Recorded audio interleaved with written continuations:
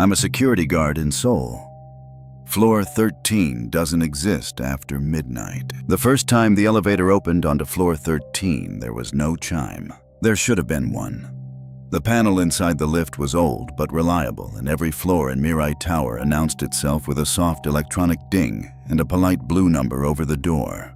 B1, 1, 2, 3, all the way to 28. But at 12:17 a.m., while rain dragged its nails down the glass skin of the building and the lobby lights reflected like cold water across the marble, the elevator doors slid apart in total silence. No blue number, no hallway lights, just a wet smell like concrete after a flood and a strip of darkness beyond the threshold that looked less like a corridor and more like the inside of a mouth. Min-jun Park stood alone in the security room watching camera E3, one hand frozen above his instant coffee, while the screen showed an angle that should not have existed, because Mirai Tower did not have a 13th floor. Not on the panel, not on the blueprints, not on the evacuation maps posted beside every stairwell. And yet the camera feed in front of him was labeled in blocky white letters. Level 13, East Hall. On the monitor, something moved at the far end of the corridor. Not a person exactly. More like a silhouette assembled wrong, as though a human body had been copied from memory by something that had only heard descriptions secondhand.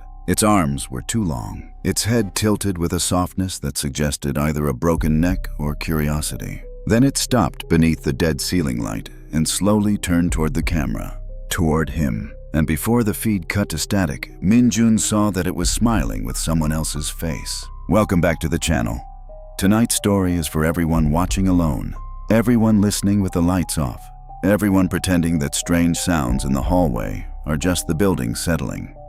Before we begin, comment below and tell me where you're watching from.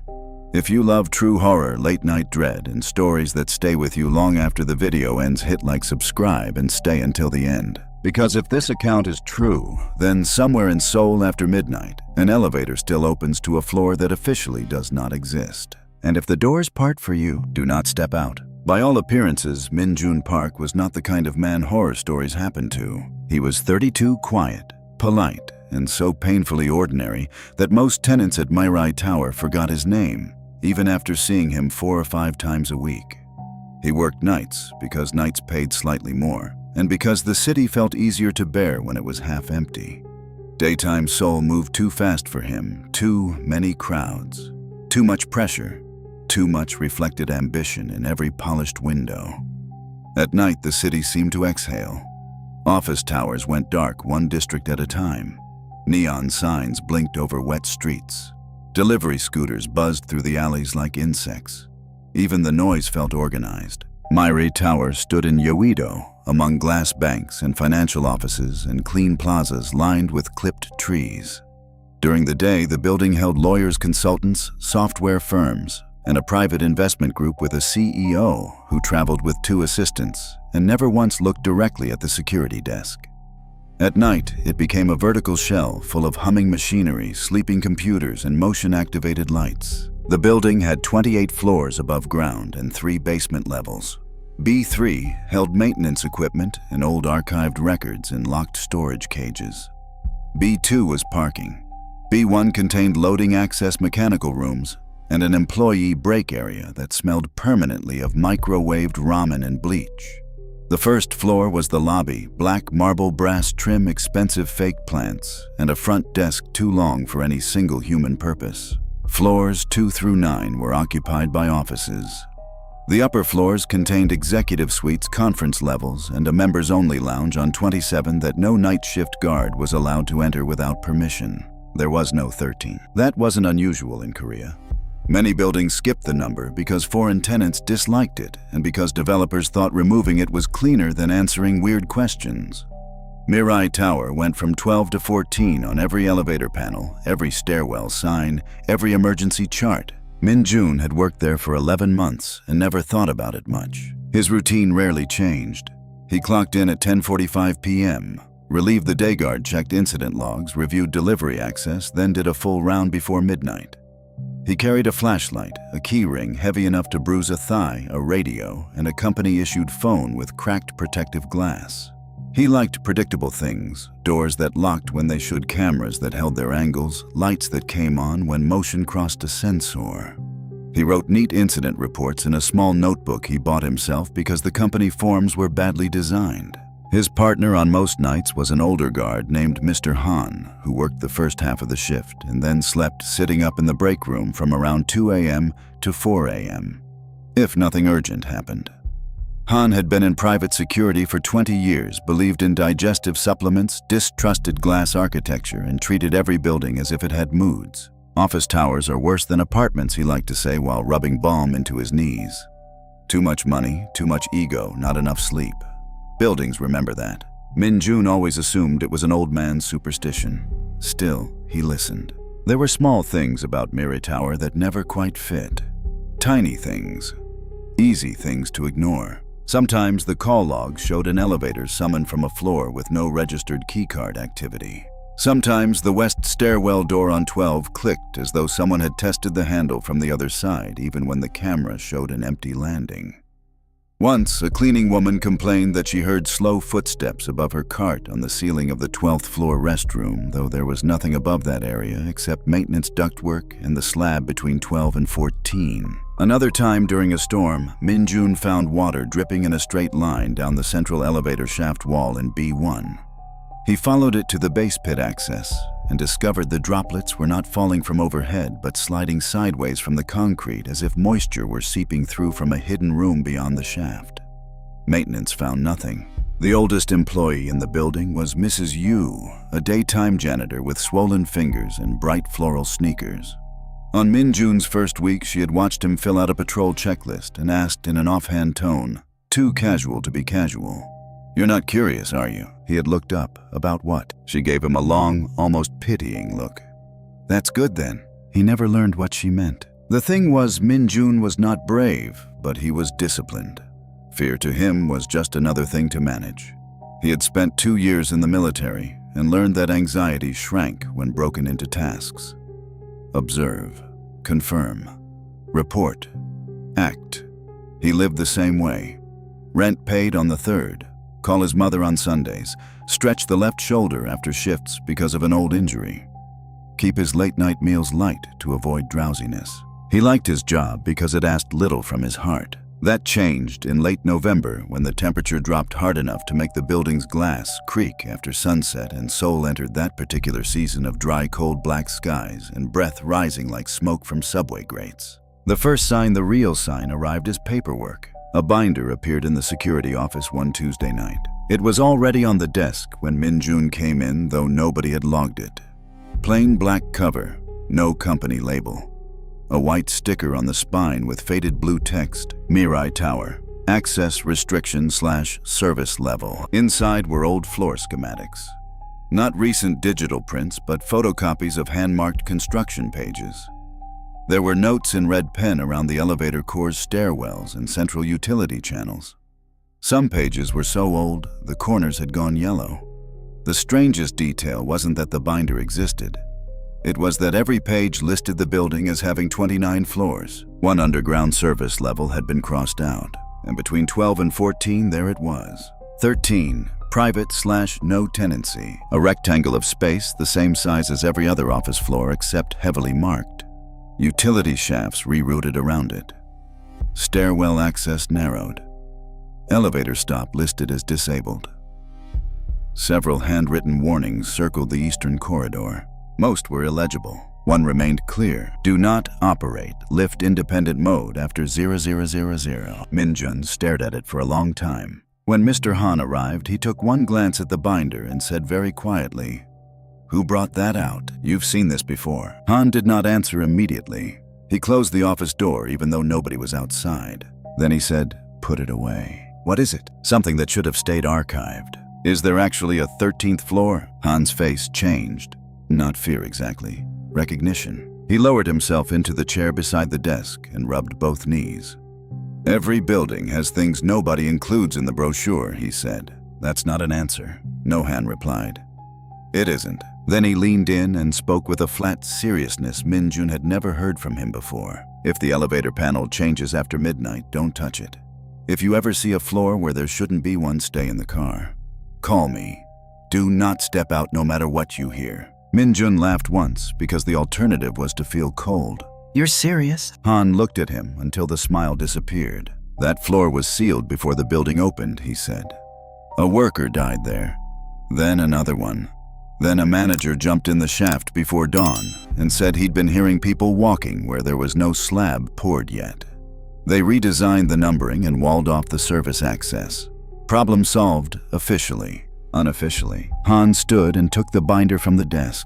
Unofficially, he said night shift changes people. He locked the binder in a lower cabinet and never mentioned it again. But from then on, Min-jun began noticing how the building sounded after midnight. Not empty. Listening. The night it truly began was the coldest of the month. Rain had started just after 11 p.m., freezing on exposed stone and turning the plaza outside into a slick mirror. Most of the remaining office staff left early. By 11:40, the building had thinned to almost nobody, one legal associate on 8, a software engineer asleep at his desk on 16, and 2 cleaners finishing a restroom rotation on 5. Min-jun completed his patrol, logged all clear, and returned to the security room with a cup of machine coffee that tasted faintly of cardboard. Han had gone up to investigate a false motion alert on 21 and was slow returning. At 12:06 a.m., the East Bank service elevator moved by itself. Min-jun noticed because the status light on his screen changed from green to amber, then began descending from 22 without a call request on the log. He frowned, checked access history, and found no badge reads associated with the car. That was unusual, but not impossible. Maintenance sometimes used override keys.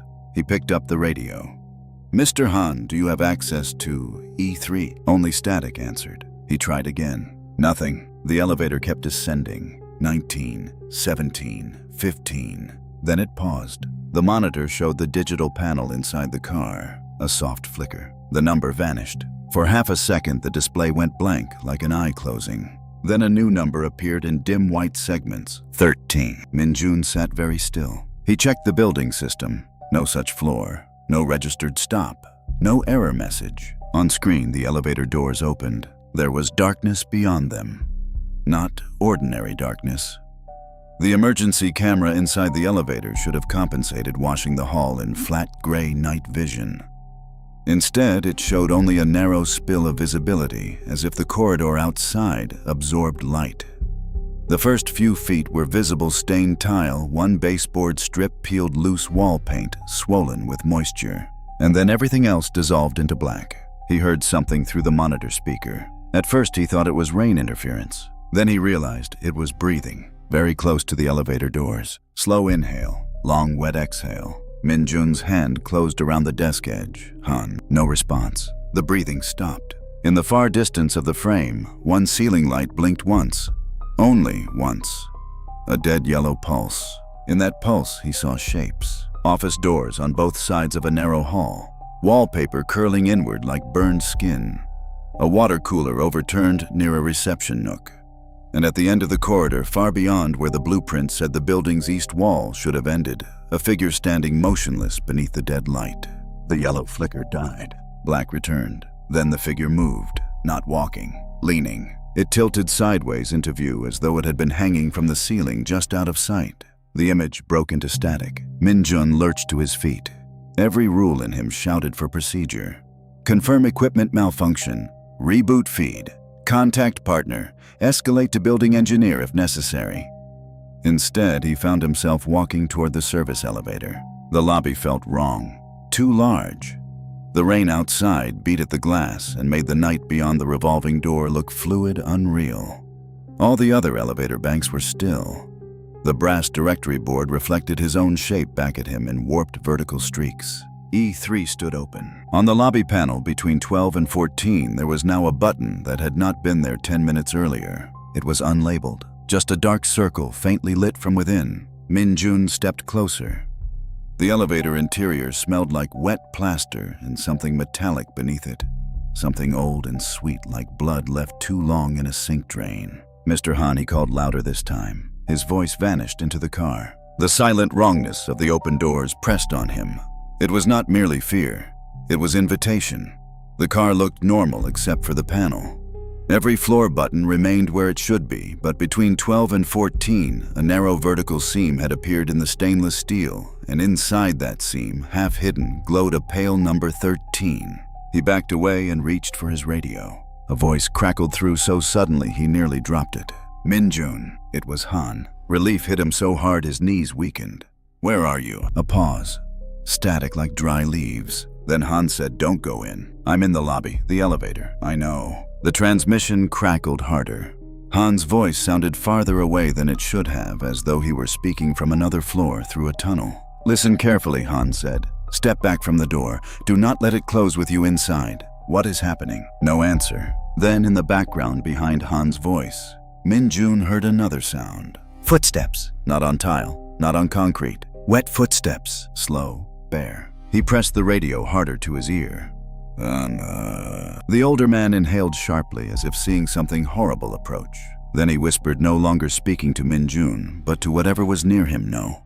Not tonight. The radio cut dead. At that exact moment, someone stepped into the lobby from the west hallway. Min-jun spun around. It was Mrs. Yu, only it could not have been. She worked days, never nights, and she certainly should not have been inside the building after midnight in a rainstorm wearing the same floral sneakers and lavender cardigan she used on morning shifts. Yet there she was, pushing no cleaning cart hands hanging at her sides, hair flattened darkly against her temples, as if soaked. Don't stand so close, she said. Her voice was right. Everything else was not. She stopped beneath the lobby chandelier, and Min-jun saw that her cardigan was dripping, though no puddle formed under her feet. Her face looked older than he remembered, the skin around her mouth loose and gray.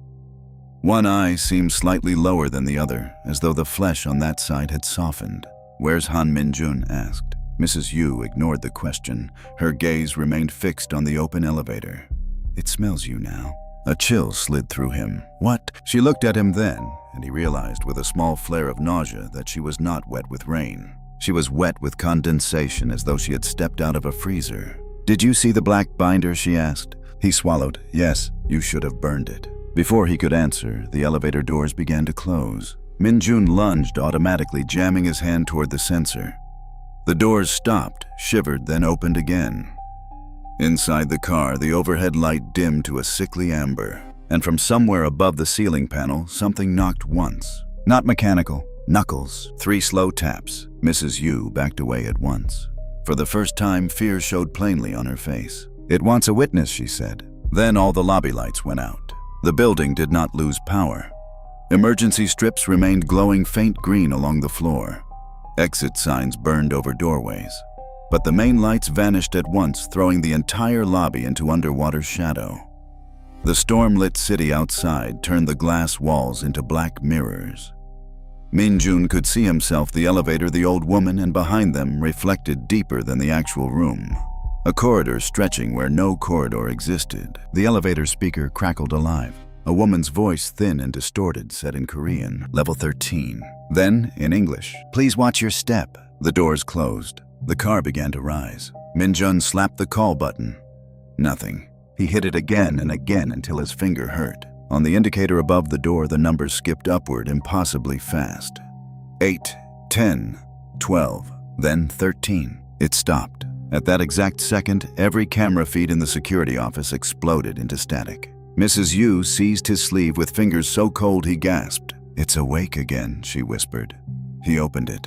Who? But she had already started pulling him toward the stairwell. They found Han on the 12th floor landing. He was sitting upright against the wall between flight's radio beside him, eyes open. At first, Min-jun thought he was dead. Then Han blinked once slowly, as if surfacing from deep water. His expression was empty in a way worse than pain.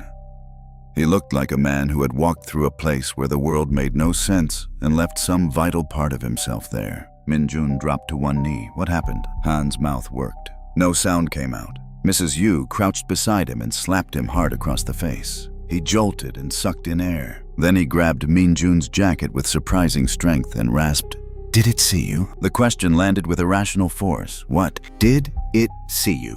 I don't know. Han closed his eyes in despair. Mrs. Yu leaned close and asked, Was the car already called? He nodded. By who? She asked. Han's lips trembled.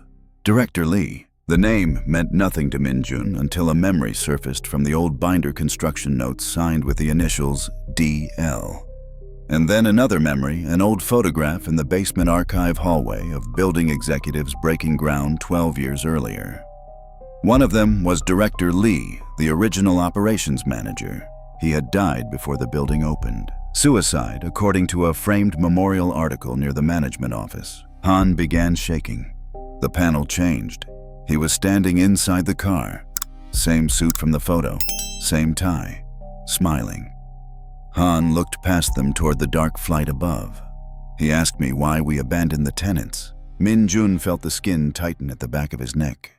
There were never any tenants on 13. Han made a broken sound that might have been a laugh. That's what they told you. He looked up then directly into Min Jun's face and said the sentence that would follow him through every hour after. They sealed it while people were still inside. They brought Han down to the security office and locked the door, though none of them could say what they believed a locked office door would accomplish. Han drank half a paper cup of water with both hands shaking.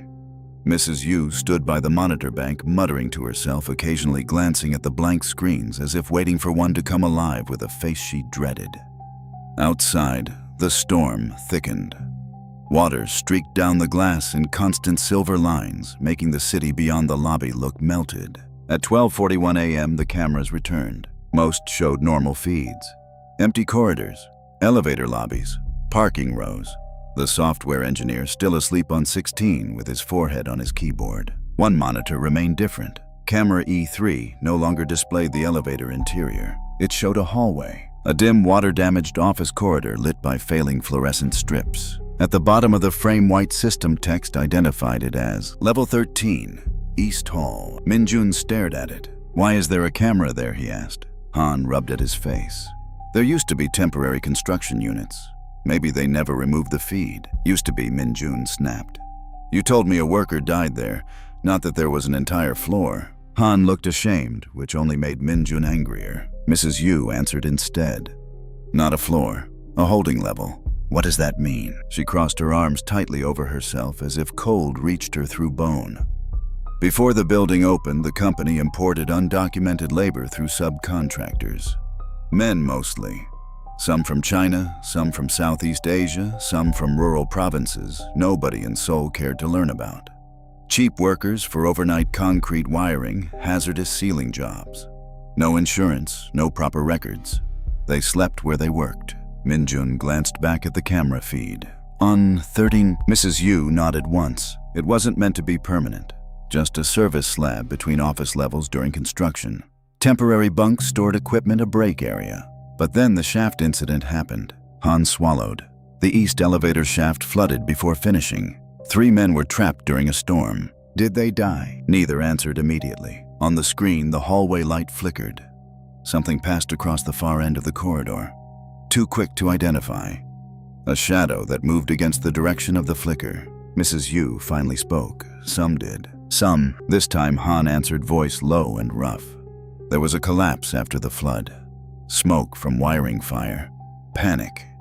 Then the company ordered the slabs sealed. Min Jun stared at him. Sealed while people were inside. Han nodded without lifting his eyes. They said everyone was accounted for. That's what the report said, but rumors spread. People heard knocking in the walls for days. One electrician quit on the spot after a shift because he said voices kept begging him to open the east stairwell. Director Lee handled the cover-up. Then he started spending nights alone in the building before the grand opening. A month later, he jumped down the unfinished shaft. Min Jun felt sick. Why is this not public? Han gave him a tired, bitter look. Because this is Seoul. Because money buries. Because old crimes settle into concrete faster than bones. At 12:53 a.m., the phone on the desk rang. All 3 of them jumped. The internal line display showed no extension, just a row of empty squares. Nobody moved. The ringing continued, evenly spaced patient. Finally, Min Jun picked up. For a moment, there was nothing except a faint, crackling hum. Then he heard office ambiance, distant ventilation, the rustle of paper, the soft clink of ceramic. A man's voice said, "Security desk." It sounded calm, cultured, mildly annoyed. "Yes," Min Jun said, because some part of his training still functioned. "This is Director Lee from 13. The voice paused. "The water has reached the conference room again." Cold spread through Min Jun's limbs. "I think you have the wrong. We've been waiting a very long time," the voice continued. "Please send someone." The line clicked dead. Min Jun slowly lowered the receiver. Han was already standing. "Don't answer again. How many times has this happened? Han didn't respond. Mrs. Yu said it starts with calls, then requests, then names. What does that mean? She looked at him with exhausted pity. It learns you.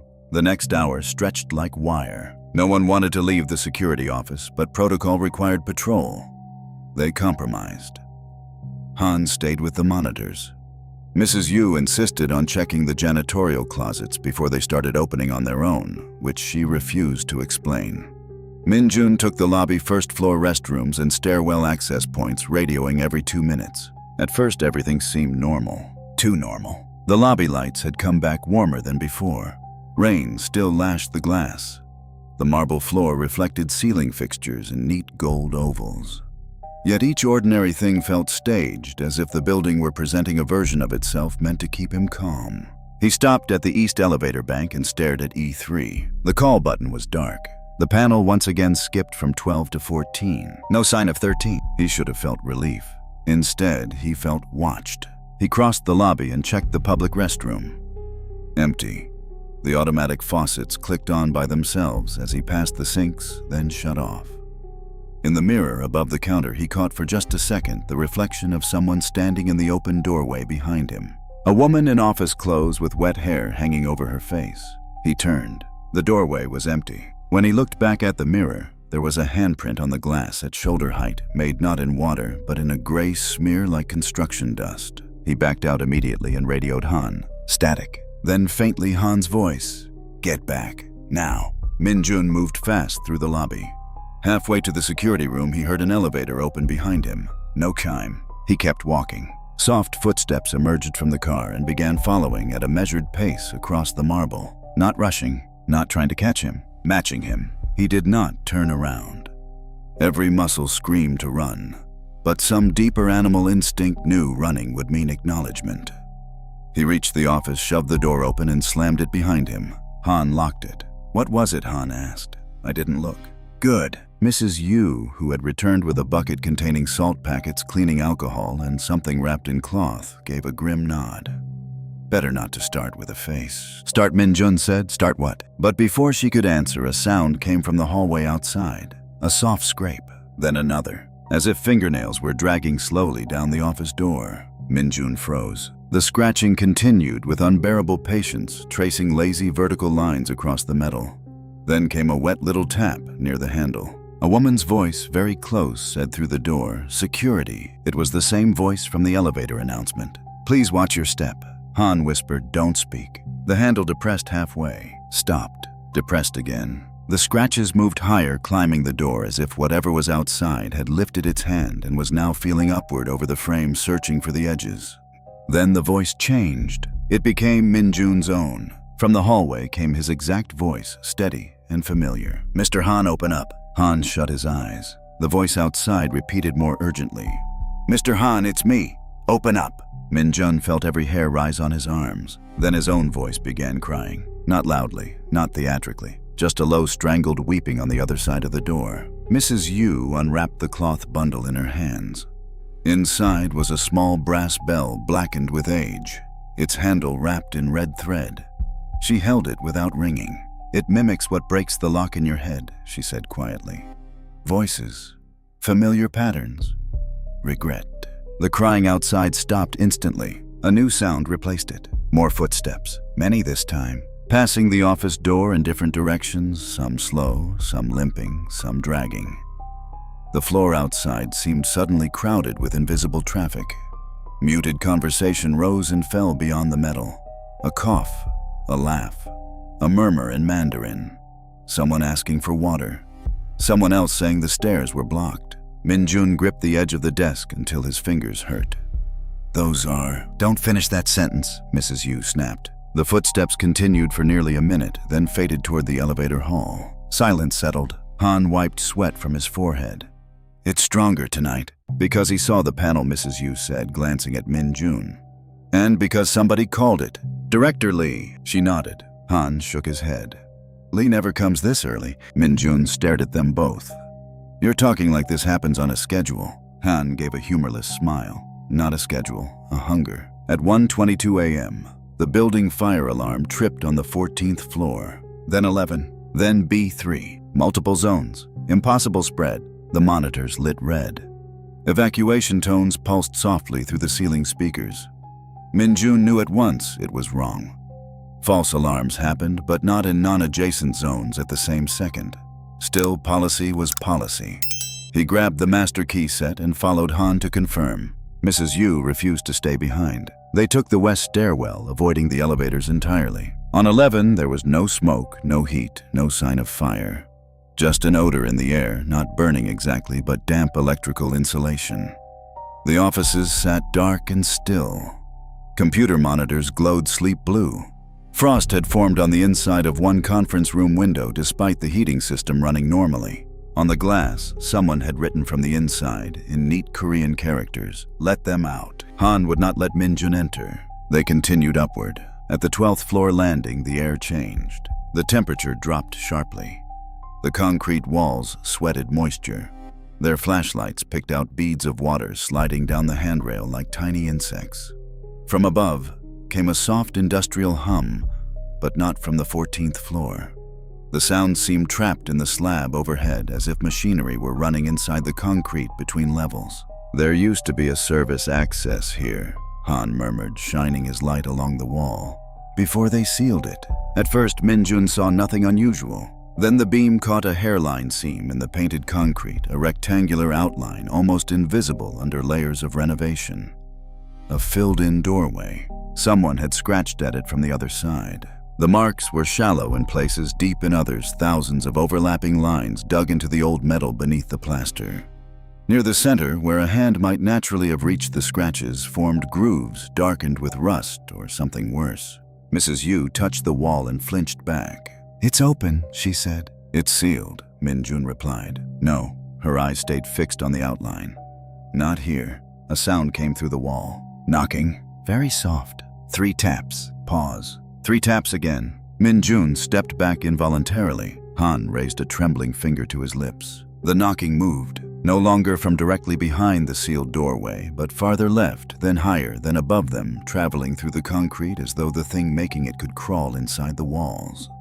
The sound circled the landing and stopped just above the staircase door leading up to 14. Then something heavy exhaled on the other side of that door. They all heard it.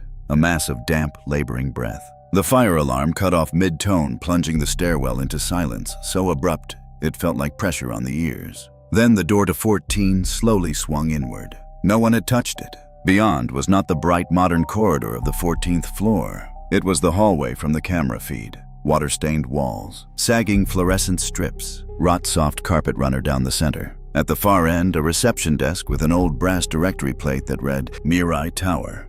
Service level admin, and above it all, nailed crookedly to the wall where no modern signage should have been, a tarnished number, 13. Min-jun's mind rejected the sight before his eyes.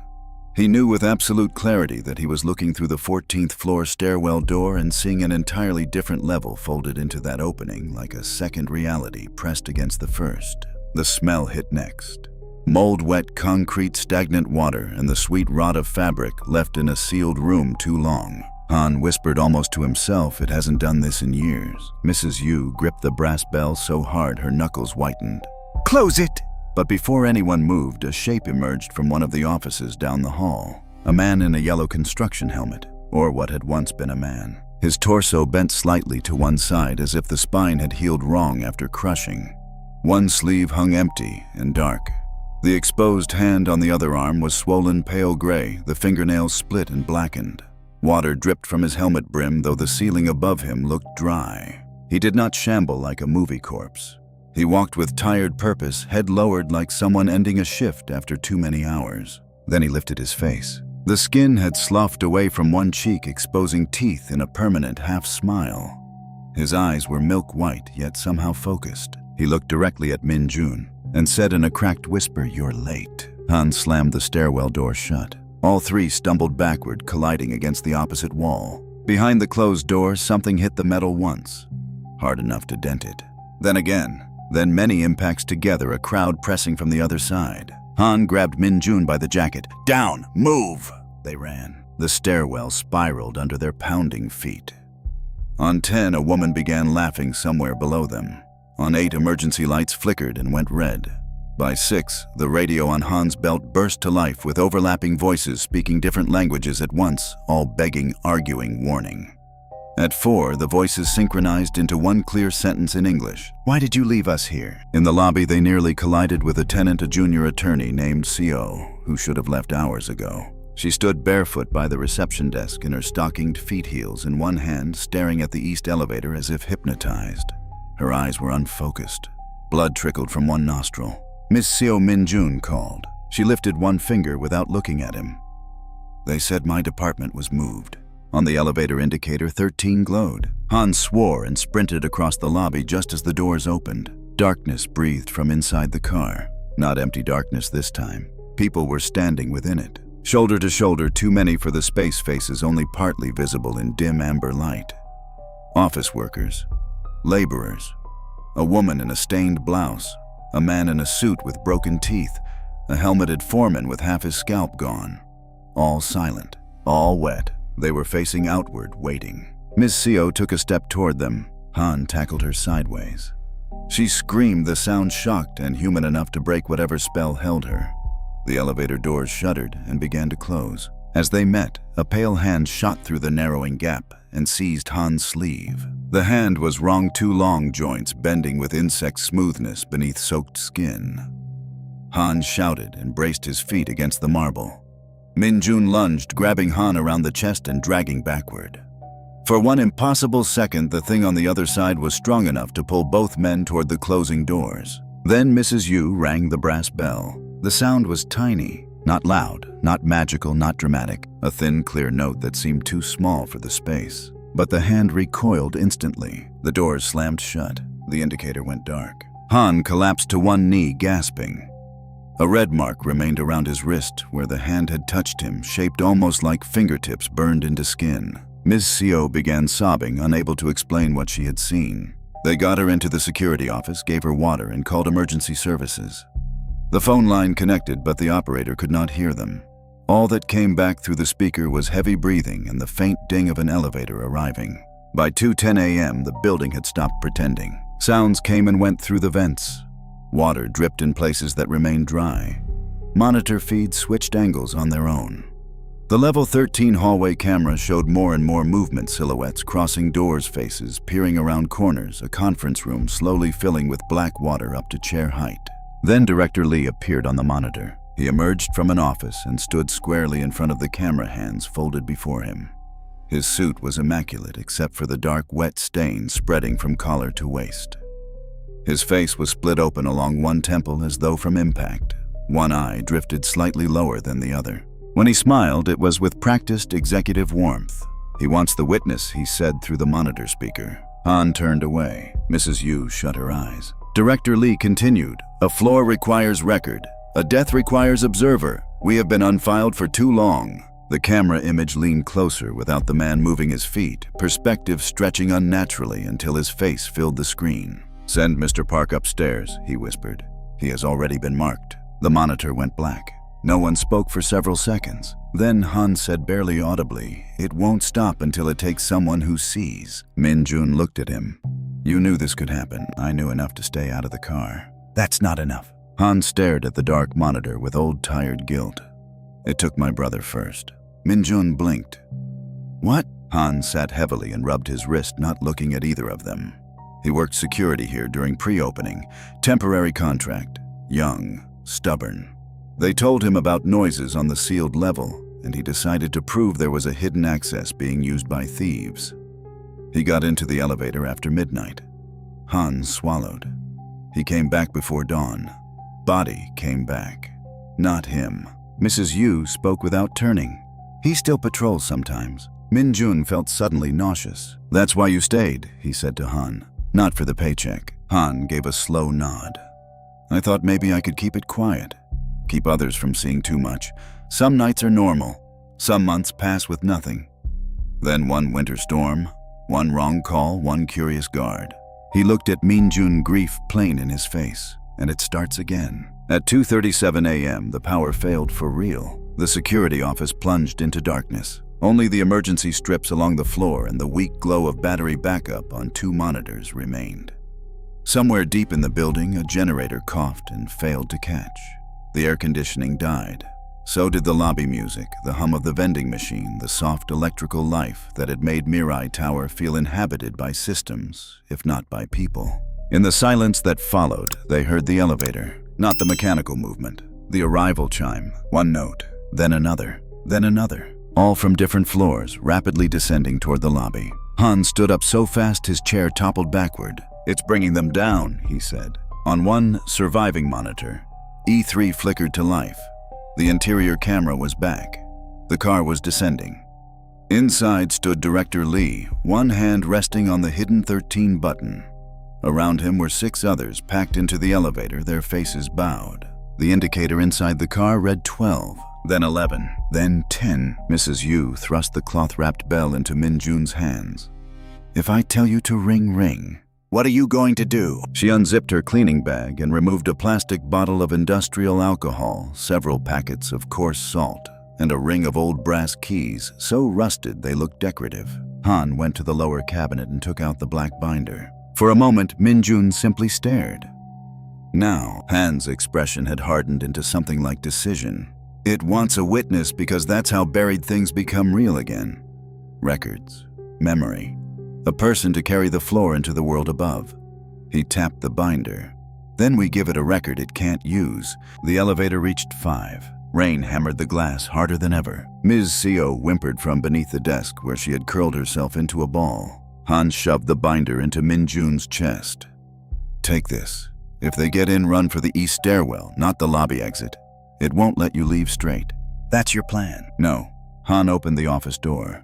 "My plan is to shut it where it opened." Before Min Jun could protest, the older man and Mrs. Yu strode into the lobby. The elevator reached 2, then 1. The doors opened, and the lobby changed. The marble floor darkened beneath spreading moisture. The brass trim tarnished in seconds. The front windows no longer showed the city outside, but black glass streaked with running water on the other side.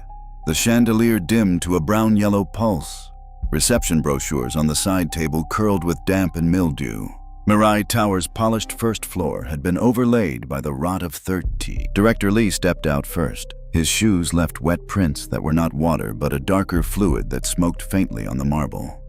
He adjusted his tie with one hand as if preparing for a meeting. Behind him emerged the others from the elevator, not shambling but filing out in calm procession.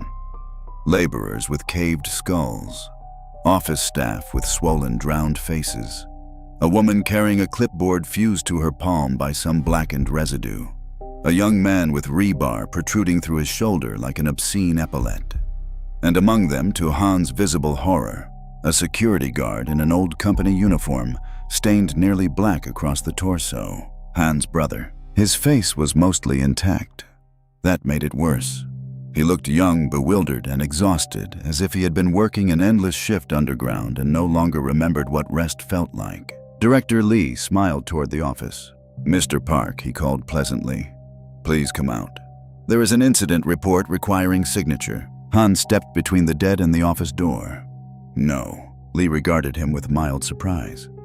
"You again?" Han's brother slowly turned his head toward him. A split opened down Han's composure. "Jay." The dead guard lifted his radio to his mouth. Static hissed from it. Then, in a voice like paper dragged across stone, he said, "Post abandoned." Han made a sound no one should ever hear from another human being. Director Lee took another step. "The floor remains incomplete. We require acknowledgement to proceed." Mrs. Yu flung a fistful of salt across the marble. The grain struck the wet floor and flashed white, not with light but with absence, as though tiny points of reality had briefly pushed the other place back.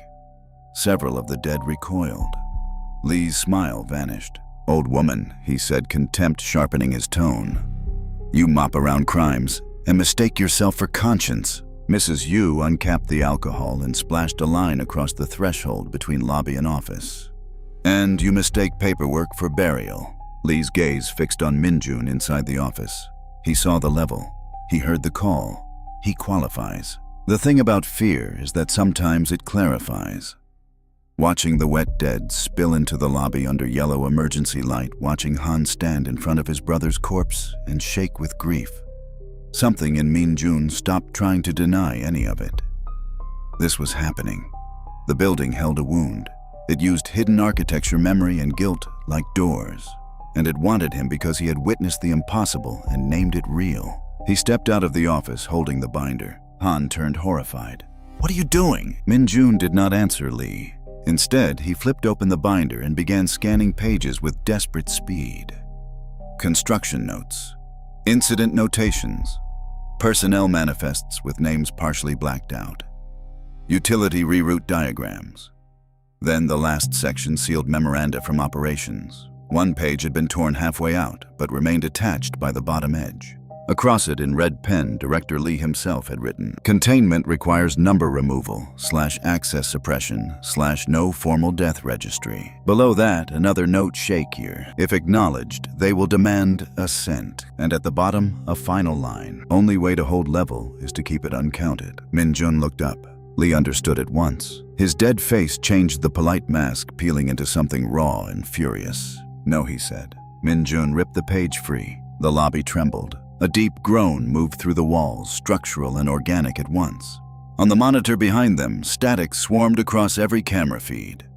The elevator doors snapped open wider, and the interior no longer showed a car but a flooded hallway descending steeply into darkness. Voices rose from within it, dozens, then hundreds. Not moaning, not snarling, arguing, begging, reciting names. Min-jun held the page over Mrs. Yu's open bottle of alcohol. Lee moved faster than anything dead should move. One instant, he was 10 feet away. The next, he was across the salt line, suit flaring wetly behind him, face stretched into a ruin of bone and office cordiality. Han intercepted him, colliding full force. Both men crashed onto the marble.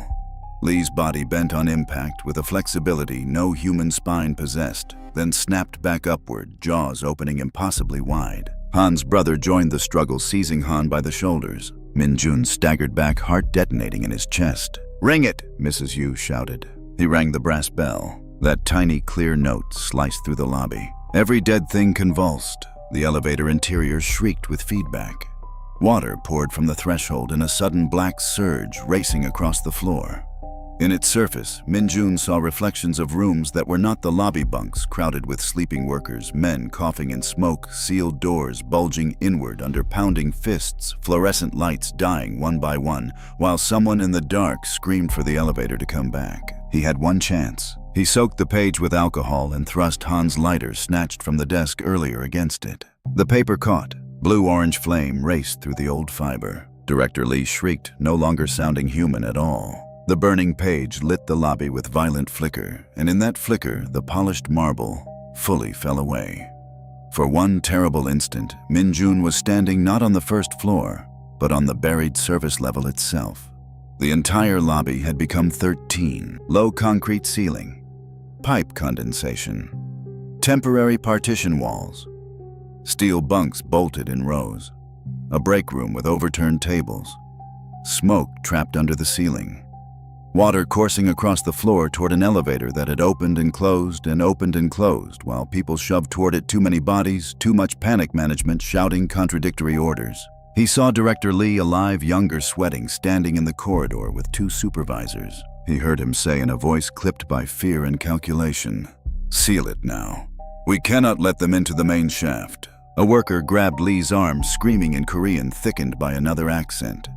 Lee tore free. Metal barriers slammed down. Some made it through. Many did not. Then the smoke thickened, lights failed, and the level became a tomb still full of breathing people. The vision shifted. The trapped did not all die at once. That was the horror. Some drowned in floodwater when the suppression system burst. Some suffocated. Some beat their hands bloody against sealed stairwell access for hours. Some survived long enough to realize the building above had continued working while they disappeared beneath it, erased by management, uncounted because counting them would create liability. Their fear had nowhere to go. Neither did their rage. Mirai Tower had not been haunted by random dead. It was carrying a suppressed record inside itself, an architectural lie feeding on denial. Every winter storm, every midnight system glitch, every skipped number allowed the buried floor to gather shape again. It wanted acknowledgement, because acknowledgement was the path back into the world. To be counted was to ascend. The burning page reached Min-jun's fingers. He flung it into the black water at Lee's feet. Flame spread across the surface without extinguishing, running in branching lines over reflected corridors and drowned faces. The entire level seemed to seize. Walls cracked. Fluorescent tubes exploded. The dead workers recoiled not from pain, but from sudden recognition, as though names long erased had been spoken at last. Some turned away from the elevator. Some looked upward. Some simply stood still while water climbed around their waists. Han, bleeding from the mouth, pinned Lee against the reception desk. "Look at them," Han shouted. "Look at what you left." Lee's skin split wider off his civility, finally collapsing into pure terror. "I kept the tower alive," he snarled. "No, Mrs. Yu said. You kept yourself employed." She dumped the rest of the salt into the burning water. The floor convulsed. The elevator threshold yawned open into a vertical shaft, filled not with machinery, but with stacked hallways repeating 13 again and again downward into black infinity. Faces lined those impossible levels, workers, cleaners, tenants, stray witnesses from other years, all staring up. Director Lee screamed as invisible hands seized his ankles from below. Han let go. Lee was dragged backward across the flooded floor nails, screeching over concrete, and vanished into the shaft, still screaming in 3 languages at once. Han's brother remained standing at the edge. For the first time, his eyes seemed clear. He looked at Han and lifted his radio in a tiny salute. Then he stepped backward into the dark and was gone. The level began collapsing around them, not with debris, but with misalignment. Doorways folding into walls, corridors shortening, ceiling dropping and rising. The building was trying to forget the floor again, to eject them from a place that could no longer hold both truth and concealment. Mrs. Yu grabbed Minjun's arm. Stairs. They ran through a corridor that changed length underfoot. Office doors opened onto bunk rooms. Restrooms led into storage bays. A conference room filled with ankle-deep water opened straight into the 12th floor stair landing for one blessed second. Han shoved Ms. Seo through first, then Minjun. Mrs. Yu followed. Han was last. As he crossed, a hand erupted from the narrowing doorway and clamped around his burned wrist, the same long, jointed, pale hand from the elevator. It belonged now to no single body. It emerged from the dark itself, all knuckle and tendon and drowned skin, as though the floor had grown a limb. Han shouted and braced against the stair rail. Minjun lunged back, seizing Han's other arm. The corridor behind Han filled with faces, not attacking, watching, demanding witness. "Ring it," Han gasped. Minjun rang the brass bell one last time. The note struck the stairwell like cracked ice. The pale hand recoiled. The doorway slammed shut. Concrete replaced darkness. The sealed landing on 12 stood before them, whole and blank, except for fresh water dripping down the wall in thin lines. The building fell silent, not calm, exhausted. By 4:15 a.m., emergency responders had finally managed to enter the building. For them, most of the night had registered as system failures, communication blackout, and one severely distressed tenant in the lobby. They found burst pipes on 12, unexplained water intrusion in the east shaft, and a damaged elevator panel requiring full shutdown. They found Han with a dislocated shoulder, Minjun in mild shock, Ms. Seo, unable to stop repeating that the elevator had been full of employees, and Mrs. Yu sitting in the break room with her hands wrapped around a paper cup of hot water like an old priest after an exorcism. They did not find a 13th floor. Fire department inspection confirmed what the blueprints showed: 12, then 14. No access in between. No service slab. No abandoned holding level. No camera feed labeled level 13 remained in the system archives when they checked. The black binder disappeared sometime before sunrise. Nobody admitted taking it. Han said nothing useful to authorities. Neither did Mrs. Yu. Minjun gave a stripped-down statement about electrical malfunction, hallucination under stress, and a tenant nearly stepping into an unsafe elevator. It sounded insane even to him, but not as insane as the truth. Management arrived after dawn with pale faces and controlled language. The building director insisted on a temporary systems anomaly explanation. Counseling services were offered. Paid leave was mentioned, then quietly withdrawn. A private maintenance contractor removed E3 from operation and sealed the panel with brushed steel. For 3 days, Mirai Tower remained closed. During those 3 days, official records changed. An old memorial photograph of Director Lee disappeared from the hallway outside management. Archived articles about the building's pre-opening phase were removed from the internal company network. One retired facilities supervisor, when contacted by police over possible hidden construction defects, claimed no knowledge of any intermediate service level and then died of a stroke 2 days later before follow-up questions could be asked. Han resigned. He came to collect his things on a gray afternoon and looked 20 years older than he had the week before. His burned wrist had dark marks around it that never faded, 5 long finger shapes just under the skin. Before leaving, he handed Min-jun a folded piece of paper. Inside was an old employee photo of his brother Jay, smiling awkwardly in a security uniform much too large for him. On the back, Han had written one sentence: "If the building ever calls your name, do not answer from inside." Then he left. Mrs. Yu stayed on. That made Min-jun more uneasy than anything else. When he asked why, she gave a thin, tired smile. Somebody should make sure they stay counted in the dark. He almost quit. In fact, he filled out half the resignation form. But money had its own gravity, and fear did not pay rent. Mirai Tower reopened with new contractors, new access software, and a mandatory training seminar about emergency communication procedures. Staff whispered. Rumors spread. Most died quickly. Only Min-jun noticed certain changes. The elevator bank no longer skipped smoothly from 12 to 14.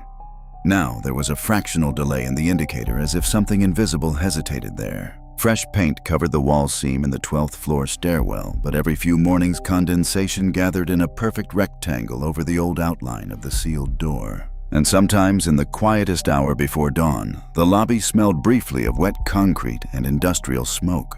Not often, just enough. At first, Min-jun thought the nightmare was over, or at least reduced to residue, one of those ugly building legends people carry and feed until it becomes routine. He slept badly but functioned. He avoided E3 entirely. He stopped taking calls from unknown internal lines. He never again rode an elevator alone after midnight. Then, on the 11th night after reopening, he found a security incident report already printed on the desk when his shift began. No one had signed it. The timestamp read 2:13 a.m. The subject line read, "Water leak / Level 13 East Conference." Under reporting officer in neat typed letters was his full name. Min-jun did quit after that. This is important. He quit. He surrendered his keycard, his radio, his uniforms, and the company phone. He signed final paperwork, avoided eye contact with management, and walked out of Mirai Tower at 5:08 p.m. under a clean winter sky, with the desperate, disbelieving relief of someone escaping a place that had almost convinced him it was part of him. For 2 weeks, life seemed to resume. He rented movies, slept late, answered his mother's calls, applied for day shift warehouse positions outside the financial district. He did everything possible to return himself to ordinary existence, yet small things followed. His apartment elevator, a cheap residential model in a 12-story building in Mapo, began pausing too long between 11 and 12 at night. Once around 12:20 a.m., he noticed a scratch on the interior panel between buttons 12 and PH. A vertical line thin as if made by a fingernail. He took the stairs after that. His phone occasionally lit with blocked incoming calls. When he answered, there was only office ambiance on the line and the distant drip of water. Once he heard someone turning pages. He threw the phone away. On a rainy Thursday, he stopped at a convenience store and looked up at the freezer door glass while choosing a drink. Reflected behind him stood a man in a yellow construction helmet, head bowed. When Min-jun turned, the aisle was empty except for a teenage clerk stocking gum. Then came the dreams. In them, he was not a security guard. He was a man in office clothes, hurrying through a dim corridor with a clipboard tucked under one arm, trying not to breathe smoke. Someone behind him kept calling for the elevator, but he was focused on paperwork, on access logs, on the terrible practical arithmetic of how many people could be moved before the main shaft became unusable.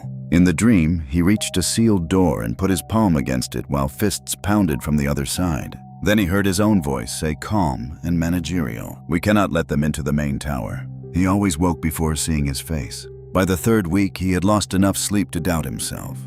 Trauma did strange things. Guilt borrowed costumes from memory. He told himself that.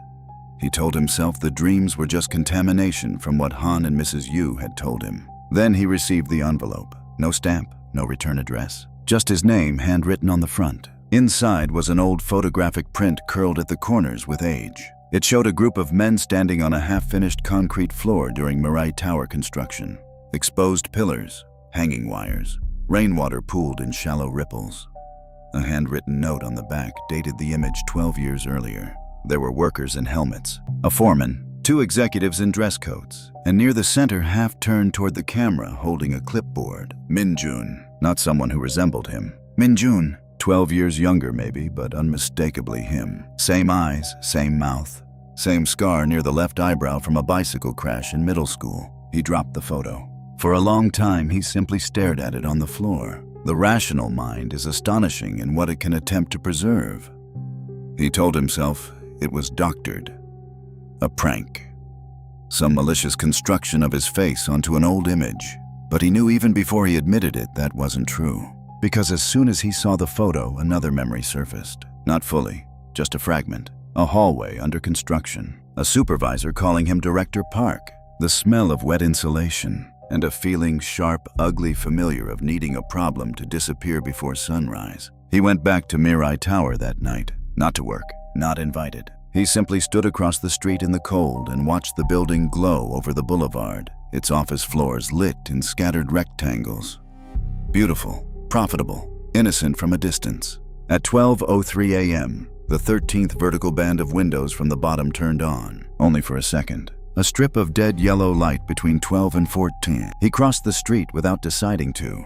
The lobby night guard was a young man he didn't know. He looked up confused as Min-jun approached the desk. "I used to work here," Min-jun said. His voice sounded far away. "Don't take E3 after midnight." The guard gave him an uncertain laugh. "Okay." Min-jun turned toward the elevator bank. E3 stood open. No one had called it. Inside, the hidden 13 button glowed softly between 12 and 14. The young guard frowned. "Sir." Then the desk phone rang. The guard picked it up automatically. His expression changed as he listened. "What?" the guard said. "Who is this?" From across the lobby, Min-jun heard the faint voice through the receiver. Polite, cultured, mildly impatient. "This is Director Park from 13, it said. The witness has arrived." The young guard slowly looked up at Min-jun, and in that moment, Min-jun understood the final cruelty. Director Lee had not been the only one. He had been the visible manager, the convenient dead executive. But somewhere in the buried sequence of cover-ups, reassigned responsibilities, and falsified records, Min-jun himself had once belonged to that floor. Not as the man he was now, perhaps. Not in any straightforward human sense. Maybe he had died there. Maybe he had survived and been remade. Maybe some part of him had ascended years ago without memory, wearing another life over a sealed wound. Maybe the building had chosen him, not because he witnessed 13, but because 13 recognized him as its own. The elevator gave no chime, just that same wet smell, old and patient. Inside the car, reflected in the brushed steel panel, Min-jun no longer stood alone. A line of soaked figures waited behind him. Workers, office staff, Han's brother, and nearest of all, just over his shoulder, a version of himself. In a dark operations coat, hair wet with condensation, clipboard tucked beneath one arm, eyes hollow with 12 years of unfinished accounting. The reflection smiled before he did. The young guard at the desk said, voice shaking, "Sir, are you okay?" Min-jun tried to answer. What came out through his mouth was not his own voice. It was the calm, administrative voice from the phone. "Please watch your step." Then he stepped into the elevator. The doors closed. On the indicator, the numbers shifted. A flicker. And after midnight in Mirai Tower, there is still no official record of a 13th floor. But new guards have reported a few strange things. A hidden button sometimes appears on the service elevator panel during winter storms. An unsigned incident report occasionally prints at exactly 2:13 a.m. And when the phone rings from an internal line that doesn't exist, the caller always sounds professional, always patient, always asking security to send someone up. Because the water has reached the conference room again. And this time, Director Park is waiting.